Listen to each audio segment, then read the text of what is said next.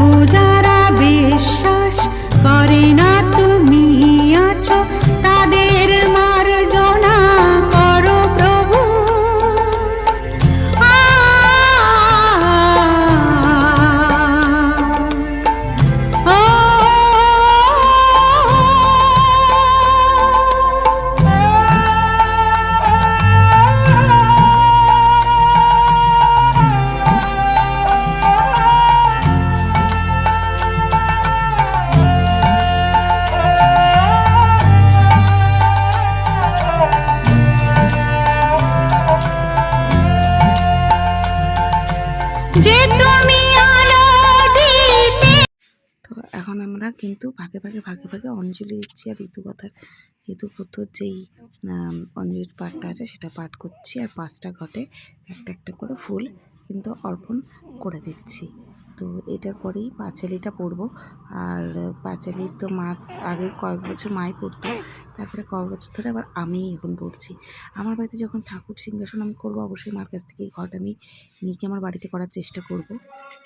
দরিদ্র দম্পতি এক অবন্তী নগরে লোক এসে কতদিন কাটে ভিক্ষা করে, গৃহে বিদুষী রমণী দুইটি দুহিতা, ভিক্ষাবৃত্তি ভিন্নতার কি উপায় কোথা। একদা ব্রাহ্মণ হেরে প্রতিবেশী ঘরে, মহল্লাসে সবে বসি পিষ্টকাতি করে। হইল বাসনতার পিষ্ট ভক্ষণে, দুঃখ কষ্টে ভুলে গেছি নাই সাদ মনে। পত্নীরে ডাকিয়া বলে পিঠে আজ করো, ভিক্ষায় যাইয়া আমি করিব তা জড়ো। ব্রাহ্মণ সংগ্রহ করে পিষ্টকে যা লাগে, গুড় তৈল যা কিছু আনে ভাগে ভাগে। ব্রাহ্মণী সাকাশে আসি কহে দ্বিজবর, পিষ্টক প্রস্তুত করো অতীব তৎপর। আনিয়াছি শব্দব্য যাহা অনুমতি, স্বামী ইচ্ছা পূর্ণ করো। পতিপতা সতী পিষ্টক গড়িতে বেলা যায় রান্নাঘরে, ব্রাহ্মণ কহিল আমি আসিব সত্তরে। 2 দণ্ড কালাগতে ফিরিয়া আসিব, চিন্তার কিছুই নাহি কিছু ভব। এই বলে দ্বিজবর করিল পূর্ণমাস কার্তিকের হয় অবশেষে, বিষ্ণুপাদি সংক্রান্তি তাহাতে বিশেষ। ঋতুপূজা রাজাবাড়ি নানা আয়োজন, ঢাকঢোল শঙ্খ ঘণ্টা বাদ্য অনুক্ষণ। মাটিতে প্রস্তুত 2 ঘটের উপস্থাপন, গন্ধ মাল্য দীপ ধূপ নাহি গণনান।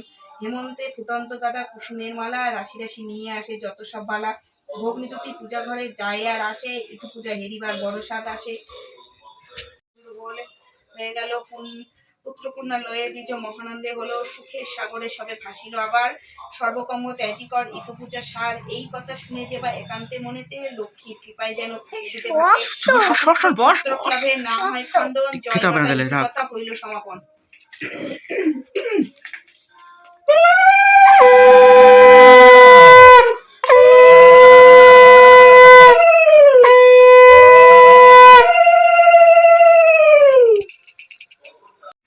তো এই যে পুজোর অঞ্জলি তো মানে পাঁচালি তো পড়া হয়ে গেল। এবার ঠাকুরকে এখানে রেখে দিয়ে আমরা চলে যাবো পাশের ঘরে। তো পাশের ঘর থেকে চলে এসেছি, আর এখানে দেখো সমস্ত প্রসাদ বেড়ে নিয়েছি যাদের বাড়ি দেওয়া হবে। তার এখানে চালকলাটা দেখতে কিন্তু অসাধারণ হয়েছে, আর খেতেও কিন্তু খুব ভালো হয়েছে। তো কেমন হয়েছে প্রসাদগুলো সাজানো, আর আজকের পুজোটা তোমাদের কেমন লাগলো অবশ্যই কিন্তু আমাকে কমেন্টসে জানিও। পুজো টুজো শেষ করে অনেকক্ষণ পর আবার ক্যামেরার সামনে আসা। পুজো শেষ করার পর তো প্রসাদ খাওয়া দাওয়া হলো, প্রসাদ দেওয়া হলো, সেটা তো দেখলাম।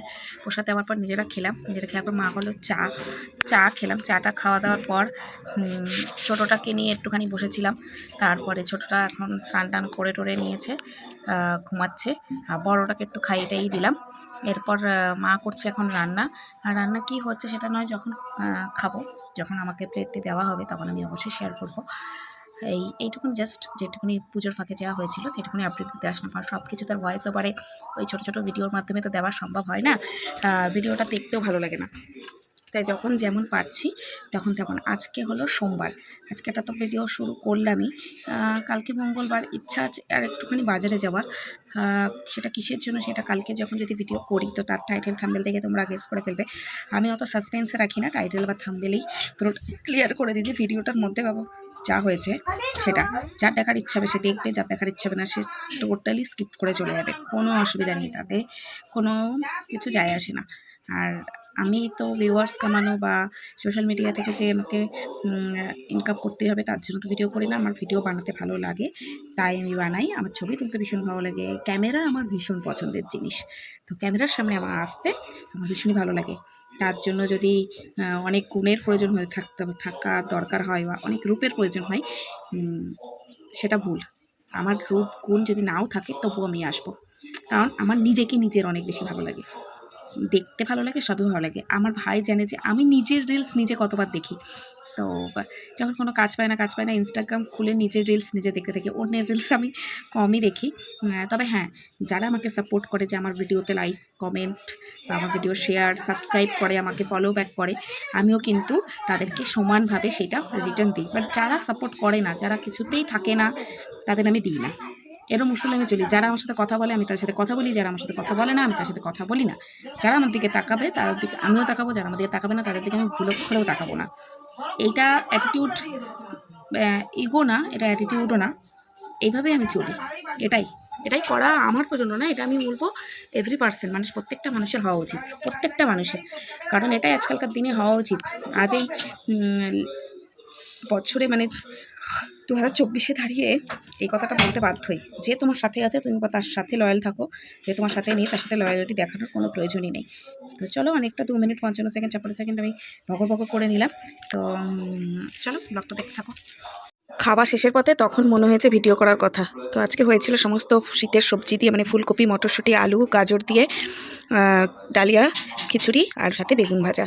তো শীতের মধ্যে দুপুরবেলায় গরম গরম এটা জিনিসটা কিন্তু জাস্ট জমে গেল। দেখো, আর এইটুকুনি আছে, ওপরতে ঘি ছড়ানো হয়েছিল। তো চলো খাওয়াটা শেষ করে নিই। এখন ঘড়ি কাটা বাজে 4:30, আর মা দেখো ঠাকুরকে একটুখানি খেতে টেতে দিয়ে একটু জল টল দিয়ে এখন যাচ্ছি আমরা ঠাকুর বিসর্জনে। তো এর জন্যই মাও রেডি হয়ে গেছে, আমি যাচ্ছি আর দুষ্টু মা যাচ্ছে। আর মিষ্টু তো ঘুমাচ্ছে, রূপমকে বললাম তুই তাহলে থাক ওর কাছে, আমরা 15-20 মিনিটের মধ্যে পুকুরে ঠাকুরটা ডুবিয়ে দিয়ে চলে আসবো। তো দেখো আমি মা আমরা 3 জনে কিন্তু বেরিয়ে পড়েছি। আর শাড়ি পরলাম না, ভালো লাগছে না শাড়ি টাড়ি পরতে, কারণ তাড়াহুড়ো করে শাড়ি পরে যাবো, আবার তাড়াহুড়ো করে তো আমাকে আসতেও হবে এর জন্য। তো দেখো পুকুর পাড়ে কিন্তু চলে এসে আর কত মানুষ কিন্তু ঠাকুর ডুবিয়ে নিয়ে যাচ্ছে। তোমরা কি বুঝতে পারছো? সবার হাতে কিন্তু গামলা টামলা রয়েছে, যারা যেটা করে ঠাকুর পুজো করেছে নিয়ে এসেছে। আর ঘাটে গিয়ে দেখছি তো পুকুরটাও দেখতে অসাধারণ লাগছে, আর কত মানুষ দেখো ঘাটে বসে পুজো দিচ্ছে। আমার তো এই জিনিসটা বেশ বেশ বেশ ভালো লাগলো। তো চলো তোমরা একটু দেখতে থাকো।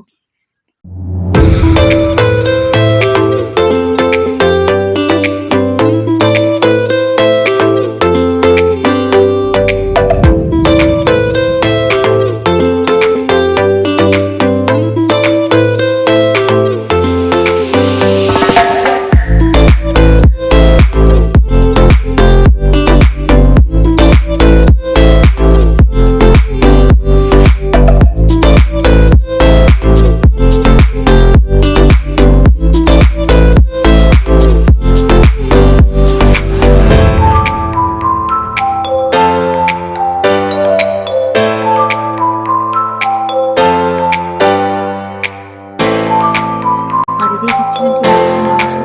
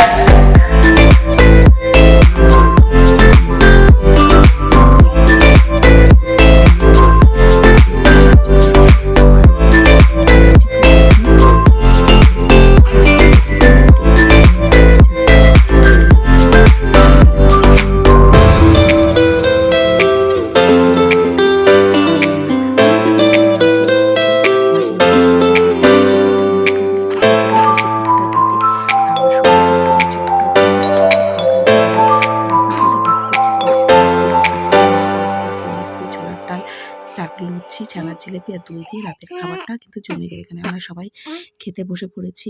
রাত্রিবেলা খাওয়া দাওয়ার পর দেখো দুটো বাচ্চার কী প্রবলেম। এখানে ও সবসময় ভ্যাবা করে কাঁদে বলে ওর জন্য একটা মধু চুষানি নিয়ে এসেছি। মধুর চুষানি ওটা ফুটো করা হয়নি, এমনি জাস্ট মুখে নিয়ে ও চুষতে থাকে। এর জন্য কি হয়েছে, আমাদের বড় মেয়েটারও নাকি এটা লাগবে। তো বড় মেয়েটারও যেই মুখেও একটা দিয়ে কিন্তু দেখো ও শুয়ে আছে। তো চলো আজকের ভিডিও তাহলে এখানেই শেষ করছি। ভালো লাগলে please like, do share and subscribe my channel. যারা ফেসবুক পেজ থেকে দেখছো পেজটিকে ফলো করতে ভুলো না। দেখা হচ্ছে নতুন দিন নতুন একটি ভিডিওর সাথে। বাই।